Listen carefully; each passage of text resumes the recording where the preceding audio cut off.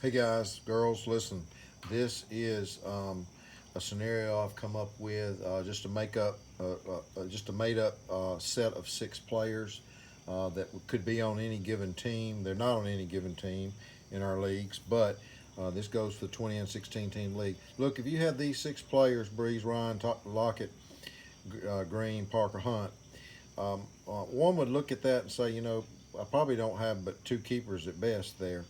But I just want to get out of the box on the thinking a little bit and give a couple scenarios here. Let's say someone decided to keep three of these players and go into the draft keeping three of these players. So we go to what I would call the 1 year keeper plan, and this is you're going to rebuild the next year. You're going to depend on what you do all year to pick up other good players and hold on to them and such. But this is your short-term keeper plan out of those six.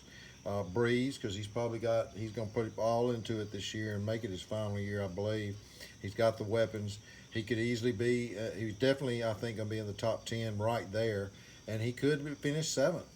I don't think much higher than that. But hey, if you have the seventh best quarterback going into the draft, that's good. Uh, no one's going to have any better except the guys that kept the six before him. So, and then AJ Green. AJ Green is probably fully capable of having another good year. He's one of those that could put it all out there, not get injured, make it through a lot. Even if he did get injured a little later on, he could do good in the beginning, and who knows what's going to happen there with the star quarterback and if he's going to perform. But all counts on that. These are risks you take. And then Lockett, of course, he's pretty solid. But that's the 1 year keeper plan. Then the 2 year keeper plan or the longer range. These are players that you would put on your team, not really let go of them, and next year end up them being actual keepers for sure. That's Ryan, Lockett, Hunt. And then I've got the worser scenario, the most unlikely scenario, because everybody likes to pick, who's going to be definitely good. Everybody says they're going to be good, and all the experts, and they don't end up being that good. So Ryan, Hunt, and Devontae Parker. So if I take the worst scenario there, let's say somebody did keep Ryan, Hunt, and Parker, and you say, wow, that's crazy. That's a crazy set of keepers to keep.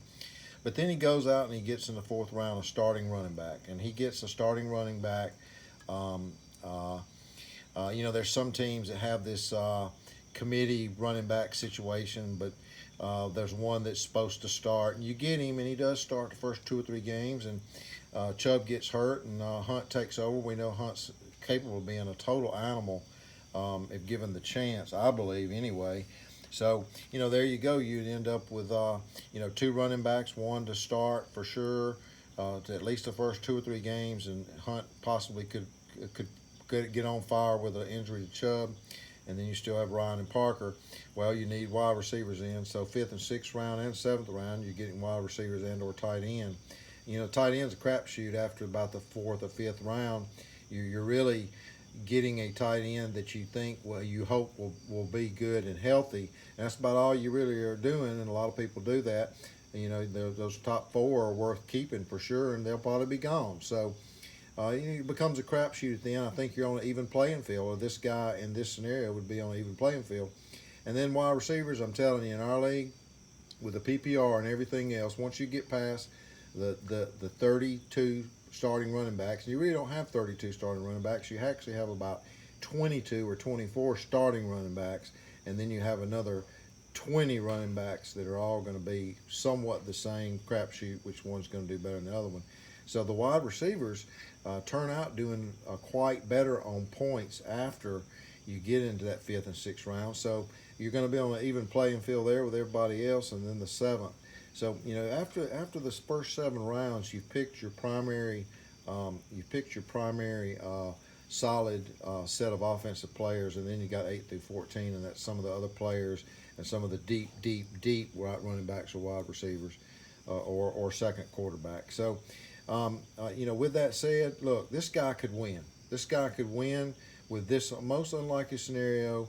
If Ryan ended up the seventh best, Hunt somehow took over and finished about the 10th or 11th or 12th best running back, and Parker had his best year ever, and Tua came in and they connected. You just never know about scenarios. So do think about what you've got on your team. Don't write off a guy just because everybody else says he's not worthy of it. You may want to keep him because, well, I promise you, when the draft opens, you're going to have a shot. Surely, when the draft opens, and you're going to have a shot at somebody even in a second round. But those guys, honestly, truly, those guys are their chances are not a whole bunch better than any one of these three guys to end up a top 10 in their position. So those are my thoughts, late night thoughts. Look, guys, I appreciate you, all of you, and we're a week away coming up. I'm really excited about it. So have a great week.